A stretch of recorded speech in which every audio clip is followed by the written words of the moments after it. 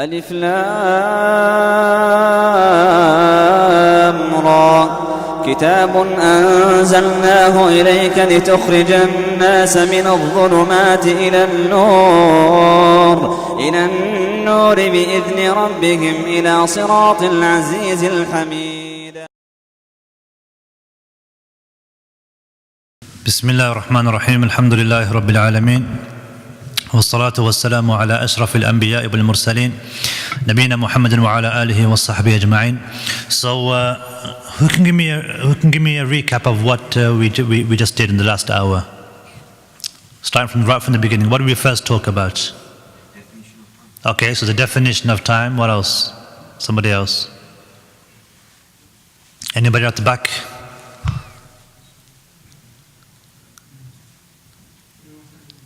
Definition of time. What else? Importance of time.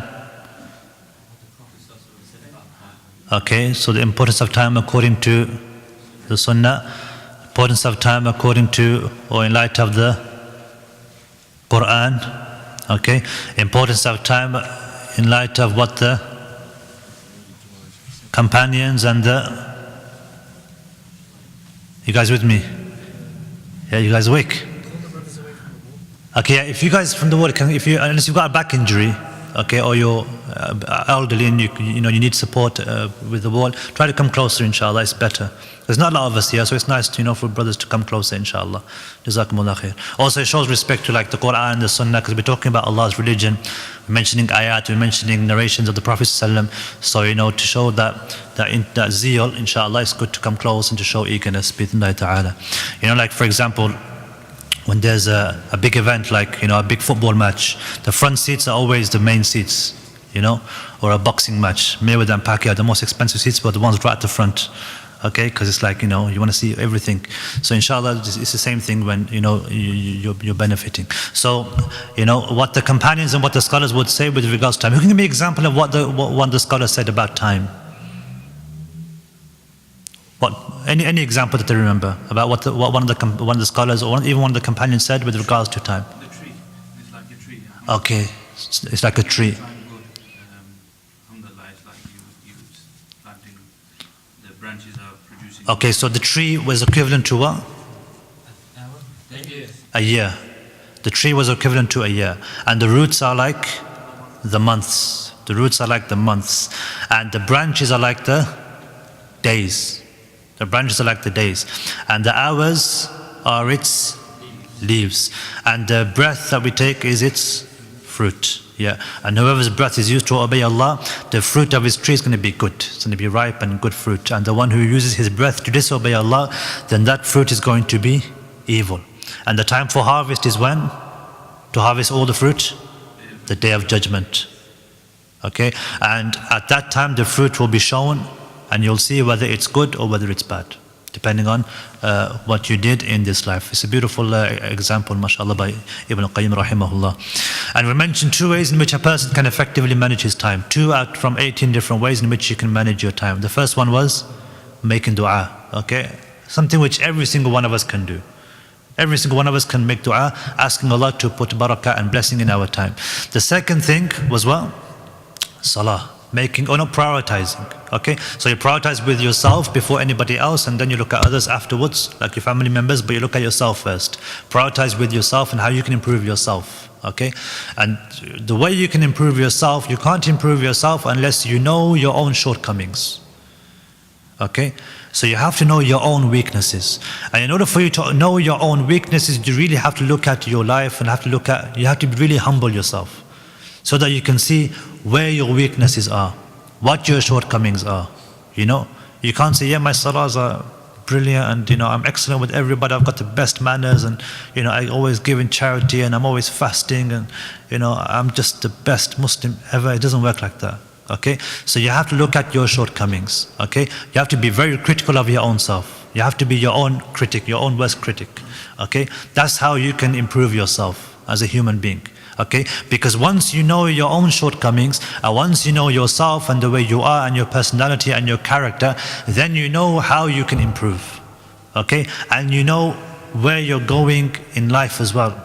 Okay, if you read books, for example, on self-help, they talk about how you should really look at yourself and look at your own personality and what you're like, so that you can think about where you're going in life and what you like to do and what you enjoy doing with regards to work and, you know, things that you're good at and things that you aren't very good at. And we'll talk about that a little bit more later on, inshallah.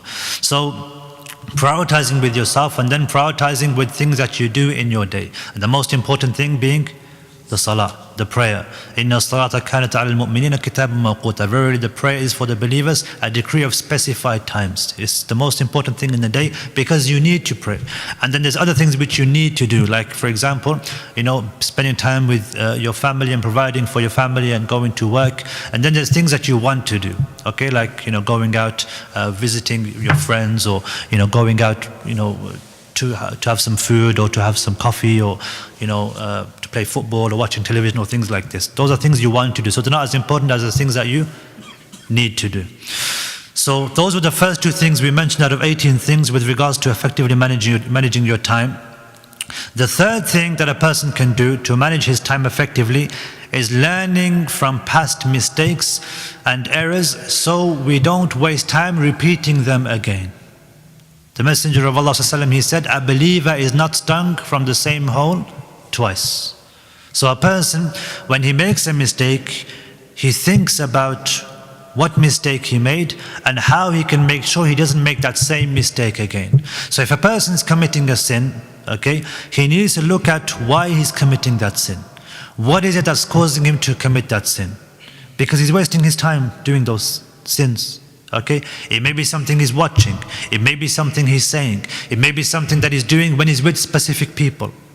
Okay, so once he knows why he's committing that sin, then he can cut himself off from the thing which is causing him to commit that sin, and then he won't fall into that sin again, and he won't waste his time doing that sin over and over again, and then he won't be stung from the same hole twice, because a believer isn't stung from the same hole twice, and he learns from those mistakes. Same thing, for example, when you're driving, or you're going down a certain road, or you're walking down a certain path, and you get mugged, or you get bullied, or there's a crime happening, or there's this danger, you know, there's danger lurking around the corner from that path that you're taking, you know, and so you don't take that path again because you know that path isn't good for you. So you learn from your mistake and you take another path the next time.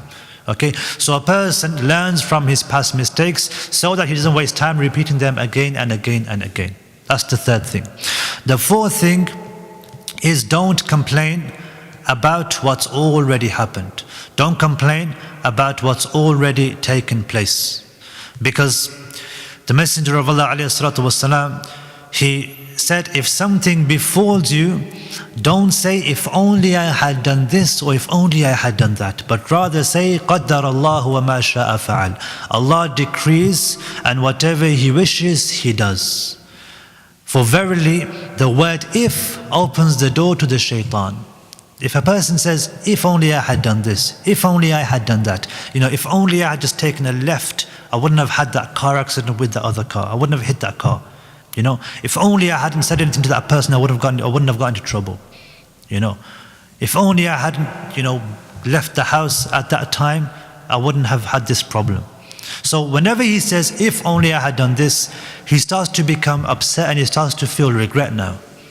You know, and that regret and sadness isn't going to help him, because whatever he feels, however unhappy he feels or however much regret he feels, it's never going to change what's already happened.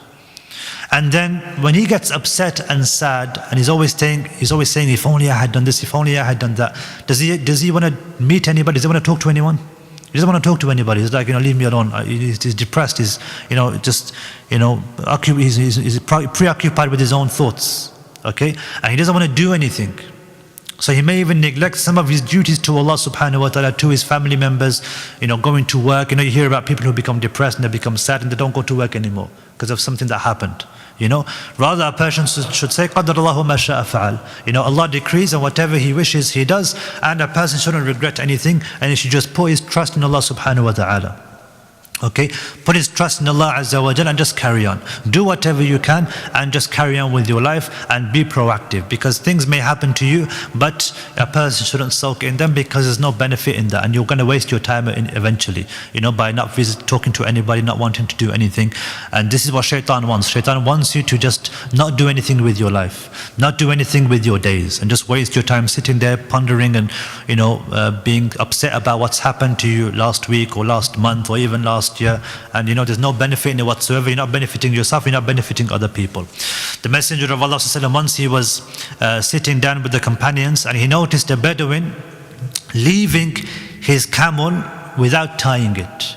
So he rode on his camel and he went to a certain place where the Prophet was, and he saw this Bedouin get off the camel and he never tied it, he just walked away. Okay, now why is that something strange? Why is that a strange thing to do? Because a camel might wander off, he might go away, he might run away. Okay, or a horse, for example. When you have a horse, you tie the horse in case it runs away. So the Messenger of Allah, he said to the Bedouin, he said, why didn't you tie your camel? And the Bedouin said, I put my trust in Allah subhanahu wa ta'ala. And the Messenger of Allah, he said, tie your camel first and then put your trust in Allah subhanahu wa ta'ala. Meaning, do whatever you can first. Do whatever you're physically capable of doing, and then you put your trust in Allah subhanahu wa ta'ala. That's what tawakkul is. Because then when something happens, when something doesn't go your way, there's some good behind that thing that happened, because you did whatever you were able to do, and then you put your trust in Allah subhanahu wa ta'ala. So whatever happens, inshallah, there's some good in it, there's some benefit in it. The Messenger of Allah, he said, when talking about the affairs of the believer and whatever happens to the believer, he said, how amazing, عَجَبًا لِأَمْرِ الْمُؤْمِنِ, how amazing is the affair of the believer.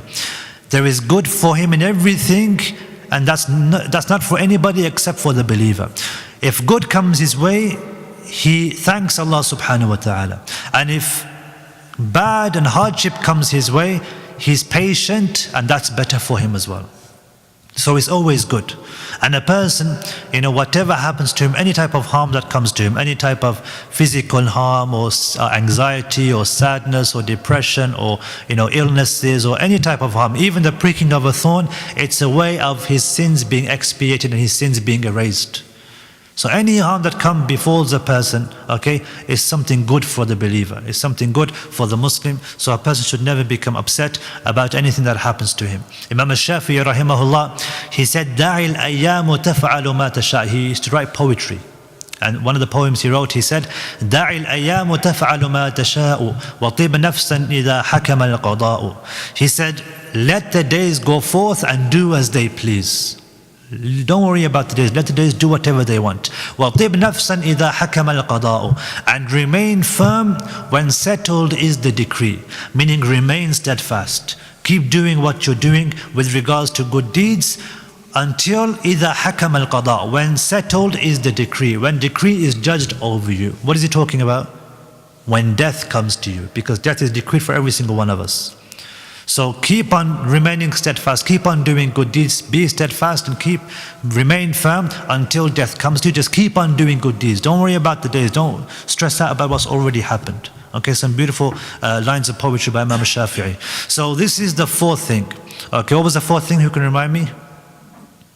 Not to complain about what's already happened, because it's already happened. There's nothing you can do about it anymore. Just focus on what a person can do in the future and just keep on going ahead and looking at the future. The fifth thing is allocating and organizing your time effectively. So when a person organizes and allocates his time, he's giving everyone and everything its due right. The Messenger of Allah, he said, أَعْطِ كُلَّ ذِي حَقٍّ حَقَّهُ. Give everything its due right. He said that your Lord has a right over you. Your family has a right over you. Even your own nafs, your own body has a right over you. Every single thing has a right. You have to give every single thing its due right. So when a person organizes his time, he makes sure that he does everything that he needs to do in that day with regards to giving everything its right. So he prays his obligatory prayers, because that's the right of Allah subhanahu wa ta'ala. He gives his family their right. by spending time with them. Even his own body has a right over him. So he spends, time resting and relaxing and taking it easy on himself. Doesn't mean that he spends the whole day just taking it easy and relaxing though. Okay? So, your person just does enough so that he's rested, and so he can carry on doing whatever he needs to do. So a person allocates time between his Lord and his family and his work and his personal time. And that's how you allocate, the time that you have in the day. Okay? So you have time that you go to work. Okay? And then you have time that you're going to spend with your family. Allocate time for all of these different things. So when are you going to go to work? A person may go to work from 9 till 5 or 10 till 6, or 9 till 3 or whatever times he works, And then when he comes back from work, what times is he going to spend with his family? Okay, so he might spend an hour with his family or 2 hours with his family, with his spouse, with his children. Okay, so he organizes that time. Okay, so these are things that he has to do. Okay, and then things like sleep, for example, he doesn't have to sleep such a long amount. And we already talked about how a person wastes his time sleeping. 25 years of his life he's going to spend sleeping. So that's something which he can work on, something he can sacrifice a little bit by bit. It's something which you do slowly. Okay, and then you look at, for example, time that you can spend on yourself, a little bit of private time for yourself, half an hour, 1 hour, just doing whatever you want to do, so long as it's something which is halal. If it's watching television or going out and doing something or spending time with your friends, so long as it's something which is halal. And also doing extra nawafil acts of worship, like reciting Quran, for example. A person takes time out worshipping Allah, reciting the Quran, or a person spends time listening to a beneficial lecture, going on YouTube, listening to something beneficial, So, he takes time out for all of these different things. So he allocates his time and he organizes his time effectively. Okay, and when he does this, he won't be wasting his time then, because he knows when he's going to be doing what. Okay, and if he goes off track, then that's something which is a one-off. Okay, it doesn't mean that he just throws everything down the drain. Okay, he just carries on the day after. So the fifth thing is allocating and organizing your time. The sixth thing is to take advantage of the morning. Take advantage of specifically the mornings. Waking up for the Fajr prayer and staying awake after the Fajr prayer and worshipping Allah. Praying the 2 duha prayers after the sun rises. The Messenger of Allah, he said that there's nothing greater, than the 2 rak'ahs that a person prays, the duha prayer after the sun rises. Khayrun min ad-dunya wa ma fiha. It's better than the whole world and everything that's in it. And if you think about that, subhanAllah, that's something which is amazing. 2 rak'ah that a person prays. Taking advantage of the mornings. The Messenger of Allah, he once made dua. He said, Allahumma barik li ummati fi bukuriha. He said, oh Allah, bless my nation in the early mornings. So the mornings for the believer are blessed. It's a blessed time for the believer. And that's what the scholars, they would say, if a person wants to memorize Quran or he wants to study, he should do it after Fajr. Because it's a blessed time for the believer. Okay? And the air is fresh and the person's just woken up and he's fresh. So it's a good time for a person to remember Allah subhanahu wa ta'ala and revise and memorize and study. The narrator of this hadith, where the Messenger of Allah talked about, he made dua for his ummah to bless their mornings. It said that he was someone engaged in trade. His name was Sakhar al-Ghamidi. And he said that he was engaged, he was a businessman. He used to be a businessman. And he used to send his goods out at the beginning of the day, because of this hadith that he heard from the Messenger of Allah. And so as a result of this, he would send out his goods at the beginning of the day. And because of this, his wealth grew and his wealth increased. So his wealth became blessed because he would take advantage of the mornings. And this is something which even businessmen talk about. You hear what billionaires and millionaires say, about how they became successful, keys to success and making lots of money. They talk about not sleeping too much and making the most of your day, sacrificing your sleep and working hard and waking up early in the morning. This is what people say. And their objective is different. Our objective is to, earn the rewards of Allah subhanahu wa ta'ala. And a person shouldn't waste his time sleeping. Okay, inshallah we'll sleep in Jannah. Inshallah. Okay, right now a person does whatever he can to reap the rewards in the afterlife. Once the son of Imam Ahmad, he said to him, Mata raha. He said, when are we going to relax? Because Imam Ahmad really lived a life of hardship and a life of struggle. So Imam Ahmad said to him, we'll relax and we'll take it easy the moment we step foot in Jannah. That's when we're going to relax. But right now isn't the time to relax. And it's a shame that you hear people, businessmen, other people, famous people, they try and they work so hard for the dunya, and yet to us as Muslims, we don't seem to try as hard, for the akhirah. Many of us don't even try hard for the dunya, to be honest. We're not even, a lot of people are just on the dole and they're just not making the most of their time. They just become lazy. Okay, so this is something which a person should do. Take advantage of the morning, wake up and pray the Fajr prayer. The Messenger of Allah ﷺ, he said that when the person sleeps, Shaitan comes to him and says, you've got a nice long night, so just relax. Okay, just sleep. Okay, don't worry about it. Take it easy. And so he ties 3 knots. And then in the morning, when a believer wakes up and he remembers Allah, 1 knot is untied. And then when he performs wudu, the 2nd knot is untied. And then when he prays, the 3rd knot is untied and he wakes up fresh, feeling fresh for the day. So this is the best way for a person to start off his day. So the 6th thing is taking advantage of what? The mornings. Taking advantage of the mornings. The 7th thing is planning for the future. Planning for the future.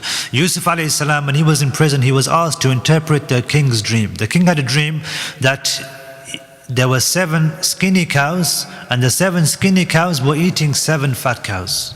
Okay, and the king couldn't understand this dream. He was thinking, what does this dream mean? Because really, it would be the other way around. There'd be the 7 fat cows would be the ones eating the 7 skinny cows. But in his dream, the 7 skinny cows were eating the 7 fat cows. And he was thinking, what's going on here? What does this mean? So Yusuf alayhi salam, he interpreted the dream. And he told them what they needed to do. He said that you're going to plant for 7 years, you're going to plant your crops and your harvest for 7 years consecutively. And whatever you harvest, فَمَا حَصَدْتُمْ فَذَرُوهُ فِي سُنْبُلِ. Whatever you harvest, leave it in its spikes, meaning store it.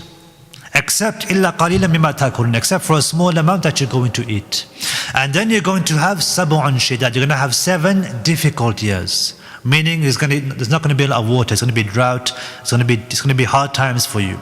And then he said, in this situation, you should eat مَا قَدَّمْتُمْ لَهُنْ. Eat what you saved in the first 7 years. And then he said, after this you're going to have 1 year in which you're going to rejoice. Everything's going to go back to normal. And you're going to have lots of food and drink. وَفِيهِ يَعْصِرُونَ. And in it you're going to crush, grapes and make wine. Okay, so you're going to enjoy yourselves. So here Yusuf alayhi salam is telling them what they need to do. Not only did he interpret the dream, subhanAllah, but he also told them what they need to do for how long, how many years? Not even 14 years, 15 years. He's telling them what they need to do for the next 15 years. So there's nothing wrong, okay, and it doesn't contradict our faith for us to plan for the next 10 years, 5 years, 15 years, 20 years, and look at what we're going to do. Where we want to be, what do we want to achieve, what are our goals, what are our objectives. Okay, so a person should have this plan, this timeline of what he wants to do, what he wants to accomplish. Yusuf alayhi salam planned for the next 15 years. Nothing wrong with this. Okay, so a person should sit down and he should think about what he wants to accomplish, what he wants to do. Okay, so say for example, a person may have a goal to memorize Quran.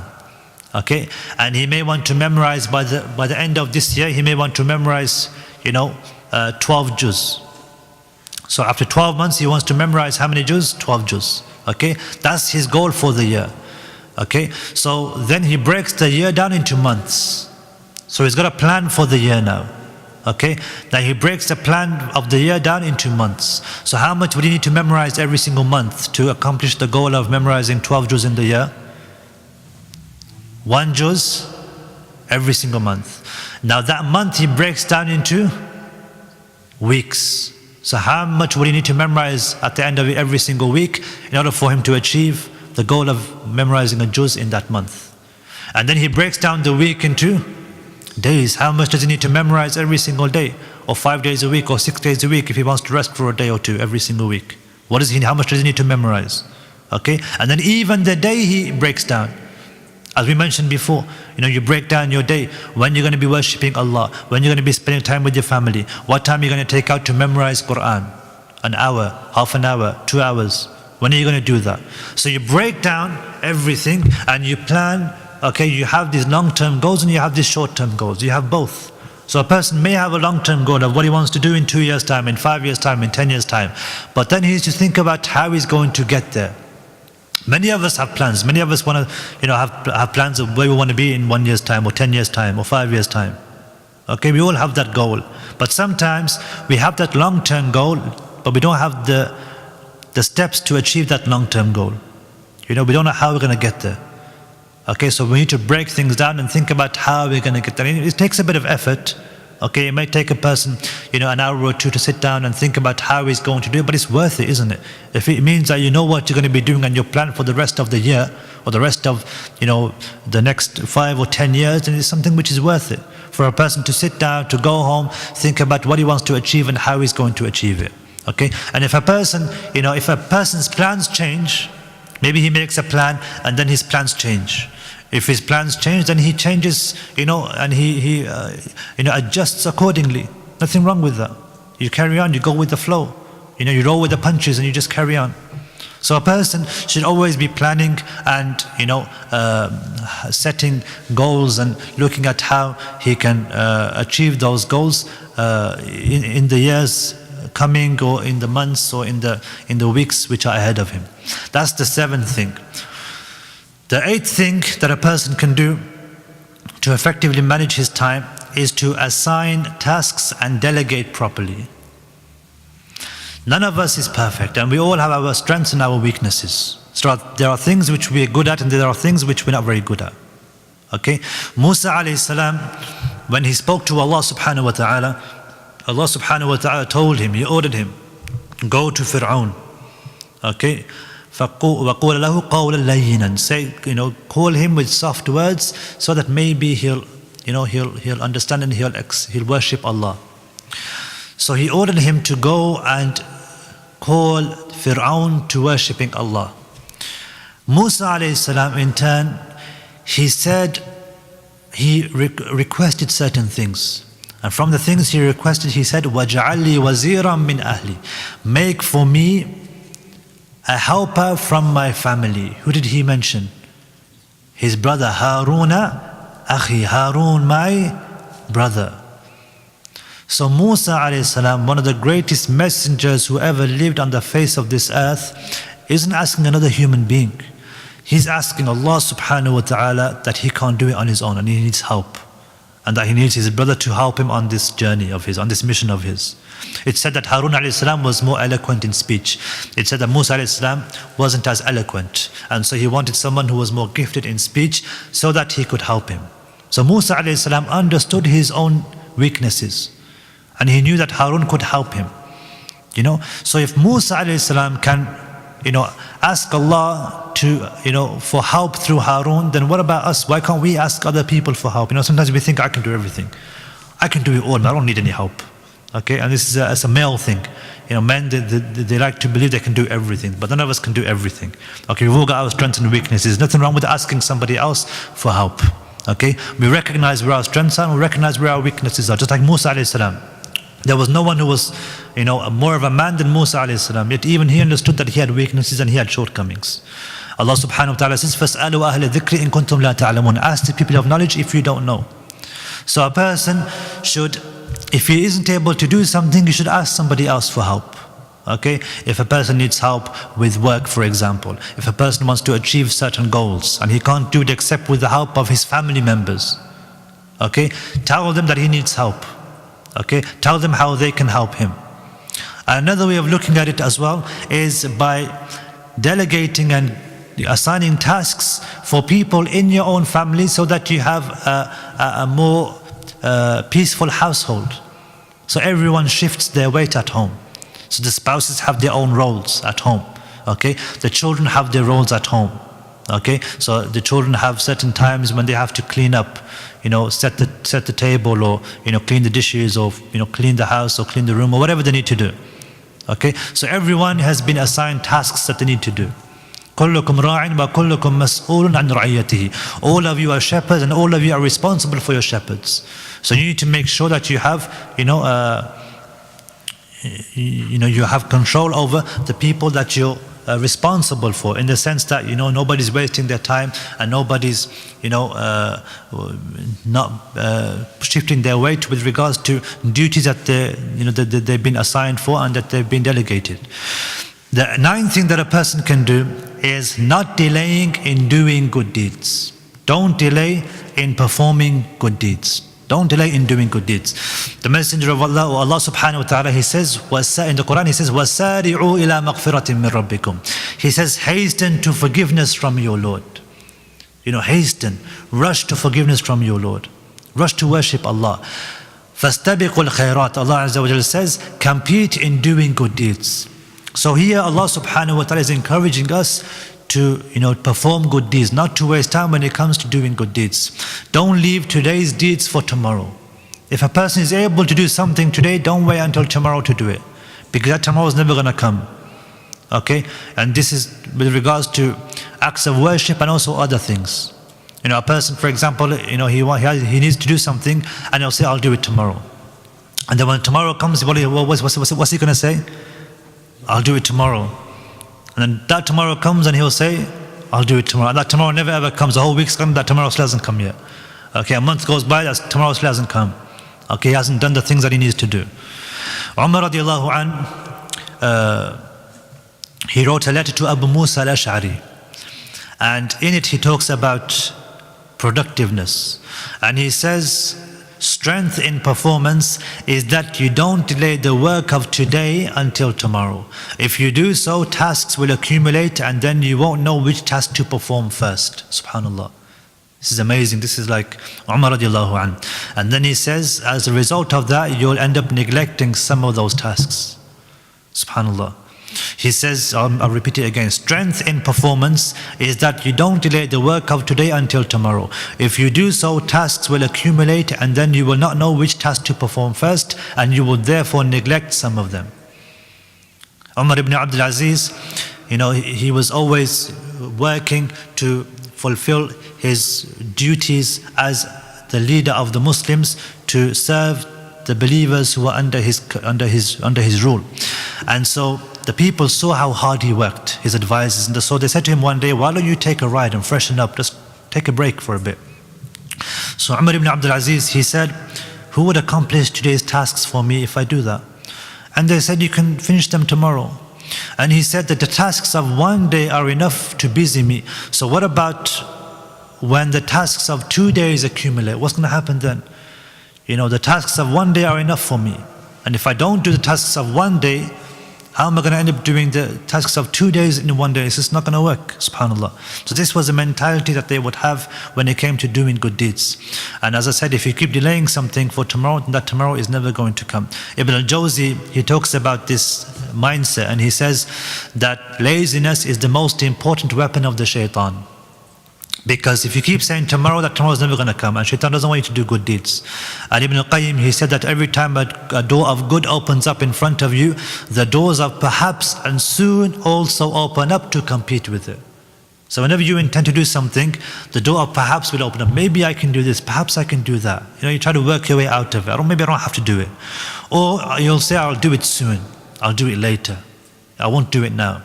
And then as a result of that, sometimes you don't end up doing that deed that you intended to do. Shaykh Uthaymeen rahimahullah, he said that if any one of you intends to do a good deed, then let him do it straight away and don't hesitate. فَلَا يَتَرَدَّدْ. Don't hesitate in doing that good deed, because then you might not end up doing that deed, and death might come to you before you even did that deed in the first place. The 10th thing that a person can do is being consistent. Whatever a person is doing, just be consistent, even if you're doing something small. The Messenger of Allah, he said, أَحَبُّ الْأَعْمَالِ إِلَى اللَّهِ أَدْوَمُهَا. The most beloved acts to Allah subhanahu wa ta'ala are those which are consistent, وَإِنْ قَلْ, even if they're small. So a person doesn't have to do something big. It's better for you to do something small and you do it every single day than for you to do something really big, a really big deed, okay, and not do anything for the rest of the year. Say for example, a person wants to memorize Quran, okay, or he wants to read Quran. Let him read 1 page every single day. How long would it take to read 1 page? Not even 5 minutes. Okay, it won't take long for him to read that. Or if he wants to memorize, let him memorize 3 lines a day, just 3 lines.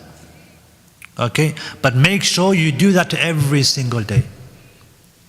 Okay, even if it's something small, don't think, I can do more than this. Just start with something small, but be consistent. Do it every single day. Because what's going to happen is if you do something small and something easy, and you're doing it regularly and consistently, after a few weeks, whatever you're doing is going to be easy. And naturally, it's going to be so easy that you're going to end up doing even more naturally yourself. So you might be starting off memorizing or reading 1 page of Quran. Then after a few weeks, naturally you're just going to end up learning 2 pages or reading 2 pages in the day because it's become so easy for you. It's become the norm. Okay, and then eventually you might end up memorizing or reading 2.5 pages or 3 pages. Because you're consistent, it's all about consistency. Someone I know, he used to memorize Quran and he would memorize half a page.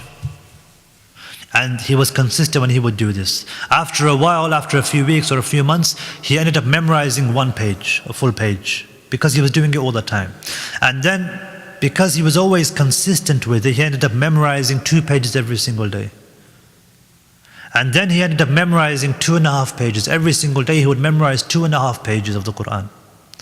And that's basically, 2.5 pages is about 1/8 of a juz. So in 8 days he would memorize 1 juz. Okay, not because he was superhuman or anything, but because, he was consistent. Okay, it's like, for example, when a person works out. When you work out, when you go to the gym, okay, you don't go to the gym and just start going crazy for 1 day and that's it. I don't need to work out anymore for the rest of the year now. I've stocked up for the whole year. You don't do that. Okay, you work out and you're consistent, you take it easy. You start off with the light weights and you take it easy and you build on that, so you're consistent. Okay, so you do it over, a number of months or even you got a whole plan, a program for the whole year or for 6 months or something like this. Likewise, when you're doing good deeds, you should be consistent even if it's something small. That's number 10. Number 11, remembering Allah subhanahu wa ta'ala often. Doing your adhkar, reading Quran regularly on a regular basis. If you memorized a portion of the Quran, recite whatever you've memorized regularly. Okay, Allah subhanahu wa ta'ala says, فَاذْكُرُونِي أَذْكُرْكُمْ. If you remember me, I will remember you. So we want Allah subhanahu wa ta'ala to remember us, to put barakah in our time, and we can't do that unless we're remembering Allah subhanahu wa ta'ala. One of the brothers that I knew when I was studying in the University of Medina, he was from Indonesia. And he was a hafiz of the Quran. He memorized the whole Quran. And you'd see him sometimes, I would see him and he would just be walking, to the masjid, for example, or to class. And he would always have his head down, okay? And once he came into the lift, and I was in the lift with him, and he pulled out his phone and he just opened the Mus'haf, the Quran. Okay, and he just checked something, and then he closed the phone and put it back in his pocket. Basically, he was reading, he was reciting, okay, in his head. So he would recite Quran wherever he was, whatever he was doing. If he was walking from where his room was to the university, to where his class was in the faculty, he would just recite. When he would make his way to the masjid, he would be reciting along the way while he was walking. When he would be going to get something to eat, he would be reciting. And somebody asked him once, how much do you recite a day? And he said, I recite 10 juz every single day. 10 juz every single day. Because he's just reciting in his mind. When he wakes up, it's like automatic. Because he's doing it all the time. He's not a superhuman. Okay, he wasn't a Superman. It was just because he was consistent. He was always doing it. It was just a habit of his. So anybody can, pick up habits, good habits, if they're consistent and they're regular in doing those things. So he would wake up and he would just read Quran. Okay, and wherever he was doing, he would just always be reading Quran. And eventually he would, just go over 10 juz in the day. And general remembrances, general adhkar. Saying subhanallah, walhamdulillah, wa la ilaha illallah, wallahu akbar. These general, adhkar. Making istighfar. Saying astaghfirullah. The Messenger of Allah, he would make istighfar 70 to 100 times a day. How many times do we make istighfar in the day? Maybe 5, 10, 15, 20 times. A person should make as much istighfar as he can. His sins were forgiven, our sins are forgiven. So we should be making istighfar even more than the Messenger of Allah. So making istighfar, general adhkar, general remembrances of the day and of the night, and just keeping your tongue moist with the remembrance of Allah, because then Allah will put barakah and blessing in your time, because He'll want you to remember Allah subhanahu wa ta'ala even more. That's the 11th thing. Number 12 is mixing with people who are productive with their time. Mixing with people who are productive with their time.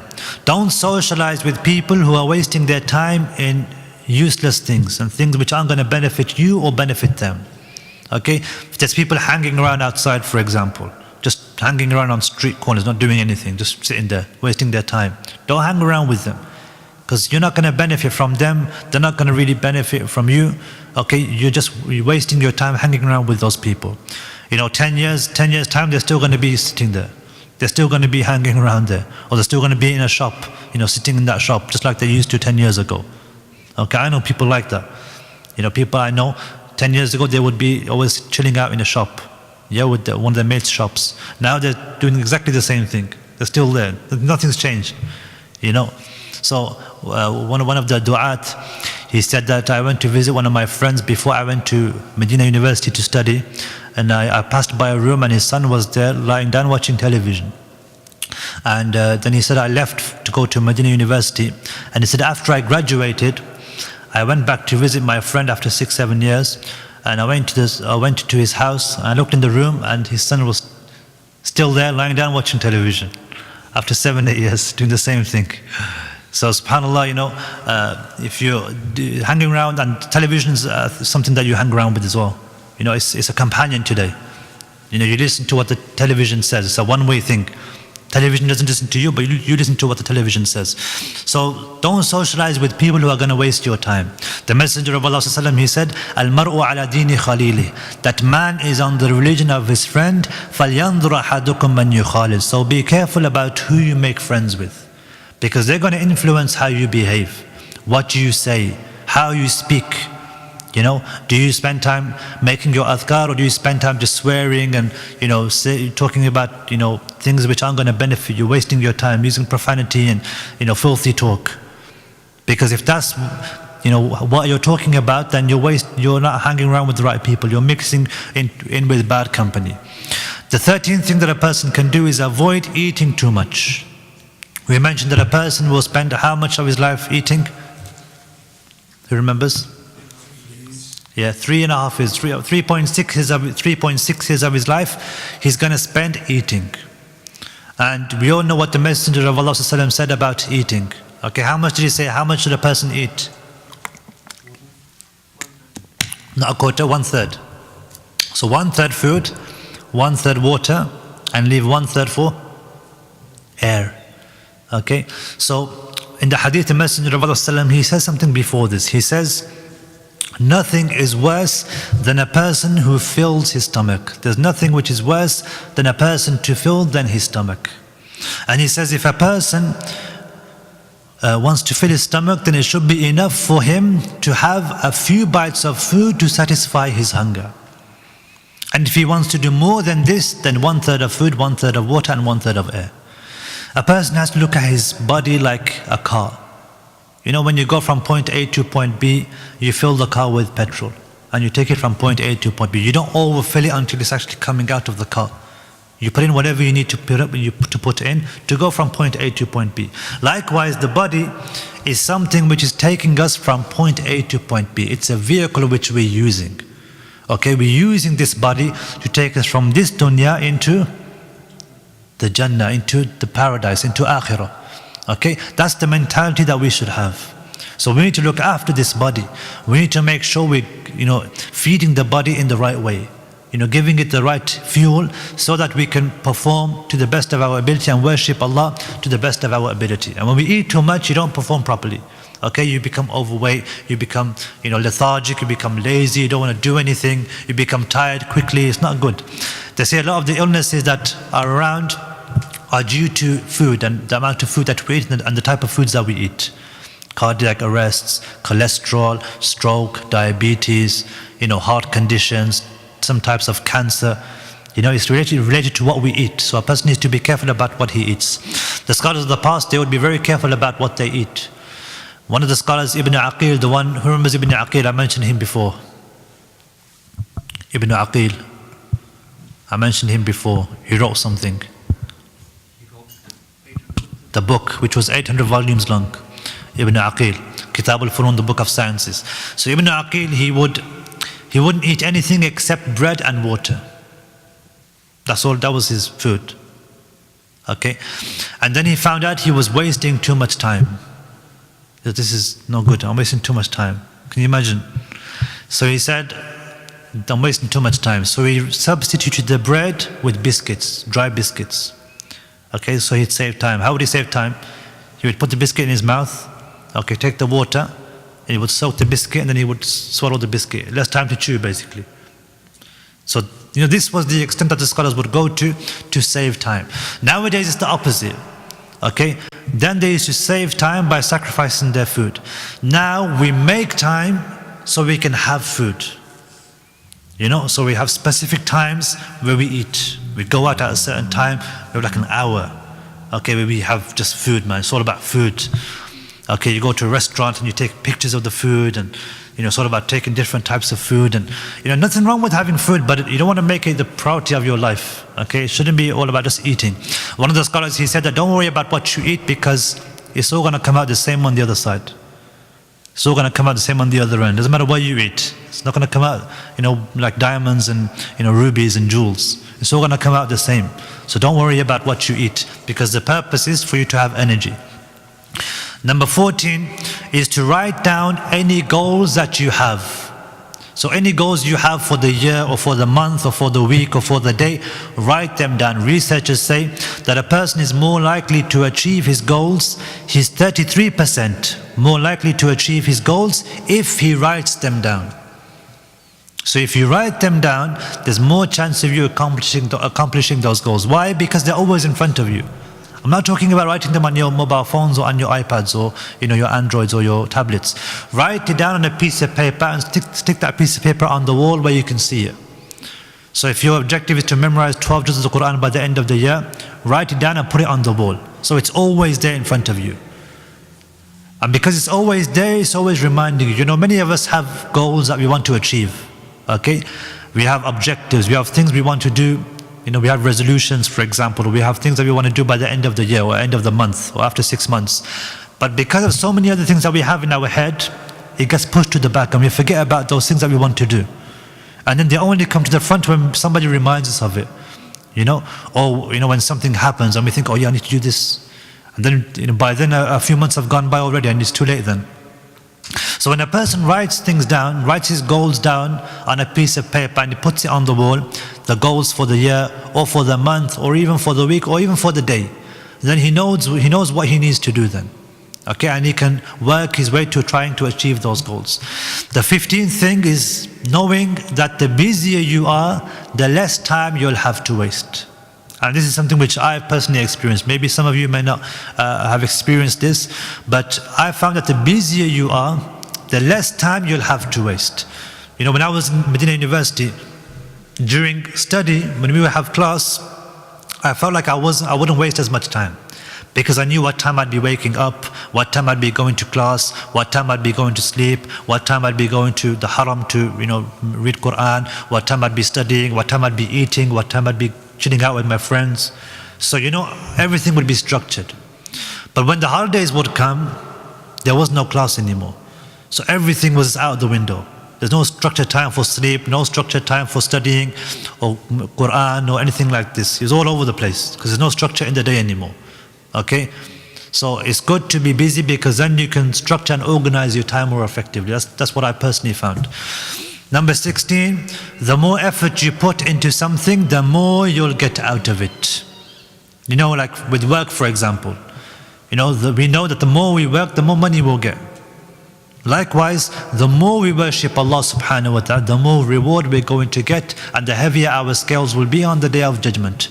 And Allah subhanahu wa ta'ala will reward the person who utilized his time and made the most of it in this world. When he enters into Jannah, Allah subhanahu wa ta'ala will say to that person, كُلُوا وَاشْرَبُوا هَنِيئًا بِمَا أَسْلَفْتُمْ فِي الْأَيَّامِ الْخَالِيَةِ. Allah Azza wa Jal will say, eat and drink in satisfaction for what you put forth in the days of the past, in the empty days, أيام الخالية. So a person should do whatever he can and try as hard as he can, because the more you put into something, the more you're going to get out of it. That was number 16. Number 17, and this is the last one inshallah. Do more today than what you did yesterday. Abdullah ibn Mas'ud, he said, I never regretted anything more than a day in which the sun set, and I never increased in doing good deeds. He said, I never regretted anything more than a day in which the sun set, and I never increased in doing good deeds. So try to increase in doing good deeds every single day. If you gave £1 in charity yesterday, give £1 and 1 pence in charity today. If you read 1 line of Quran yesterday, read 2 lines of Quran today. Don't do something crazy, don't do something really big, just, baby steps. Okay? Mountains aren't climbed except by single steps. So a person should just try to improve little by little every single day, and inshallah he'll achieve his goals. And lastly, the final thing that I want to say is that everyone's going to have their ups and downs. Okay, so when you go home, I want you to really think about how you can implement some of the things that we mentioned today. And you're always going to have ups and downs with regards to your time. Al-ayyamu duwal.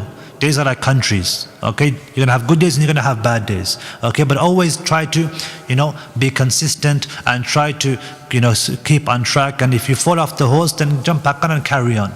Okay, a person who's on a diet, if he cheats one day and he eats a cake, he doesn't decide to eat cake every single day then. He doesn't say, oh, that's it now, my diet is out the window. Okay, he says, I made a mistake, okay, I had an off day, I'm going to carry on. So why don't we think the same thing with regards to worshipping Allah and doing good deeds? It's just shaitan that doesn't want us to carry on doing good deeds. So a person shouldn't give up. If he has an off day, he should just carry on, inshallah. Finally, we ask Allah subhanahu wa ta'ala that He give us the ability and the strength to be able to improve with regards to our time and managing our time in our lives, so that we can use that time effectively to worship Him and to increase in our good deeds, so that we can enter into Jannah, inshallah. Jazakumullah khair. Subhanakallahumma bihamdika ashhadu an la ilaha illa anta astaghfiruka wa atubu ilayk.